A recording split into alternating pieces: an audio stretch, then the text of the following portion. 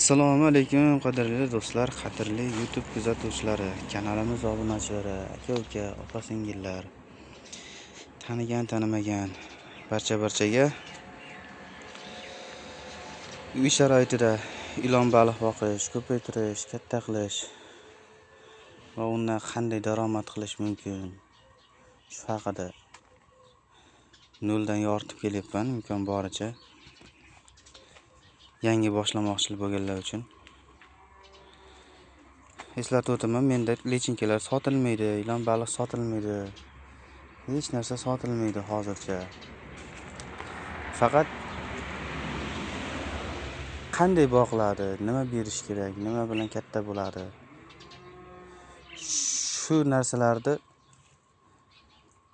qo'llab kelyapman. YouTube'da aytiladigan misol bo'ladimi yoki bo'lmaydimi? Haqiqatda endi boqmoqchi bo'lganlar uchun, boqaman deb yurganlar uchun yoki mana shu yerda katta qilayotgan guruhimizda ilon baliqchilar bor. Katta qilayotganlar uchun ham eksperiment sifatida o'zimni qilgan eksperimentlarimni, tajribalarimni qo'yib boryapman. Kanalga obuna bo'lib, videolar yoqsa like bosib qo'yasizlar. Bu ko'rib turgan lichinkalarni ochib chiqqaniga 3 kun bo'pti. Ikra tashlaganini ham bilmabman. Ochib chiqqandan keyin bilibman, uydagilar ishga ketganman ertalab. Uydagilar sevinch so'rayapti. Balig'ingiz ochib chiqibdi, ko'p baliq yuribdi hovuzda deydi. Men endi bilmaganimning sababi, asosiy sababi asosan baliqlarimiz mana bu setkani tagiga ikra tashlardi. Setkani tagiga emas, umuman boshqa joyga tashlaganda men asosan kuzatmaydigan joyga tashlagan. Shu sababdan bilmay qolganman.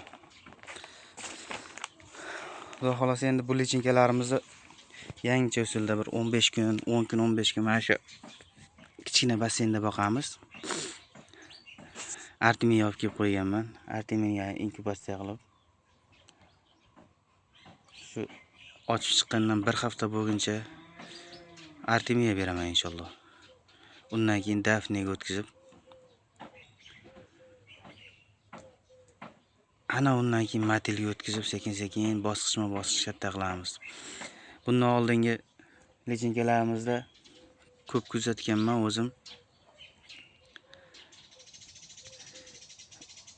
O'lgan lichinkalarni qarasam, o'zi katta-katta bo'lib qolganda, yarim santidan katta bo'lib qolgan lichinkalar og'ziga katta dafna tiqilib o'lganda, dafnani tishlaganda yutalmagan, ochapat qaytarib tashlashga bo'lmagan.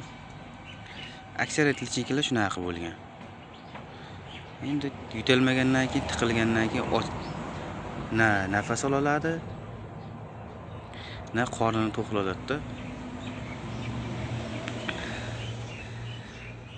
Keyin zo'm magazinda bularning maxsus granula yemi bor ekan. Shu bilan ham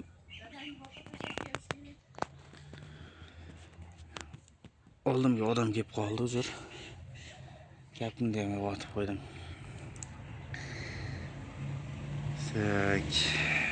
Nima deytirdim?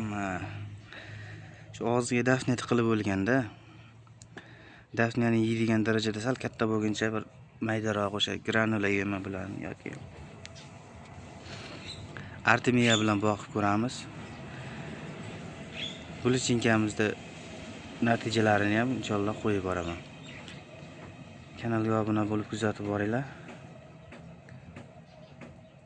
Videolar yoqsa like bosib, tanishlarga tarqatib qo'yinglar. Endi boqmoqchiman, qiziqyapman deganlar ko'rsin. Inshaalloh manfaatli bo'ladi. Sog' bo'lasizlar, salomat bo'lasizlar. Keyingi videoroliklarda ko'rishguncha omon bo'linglar.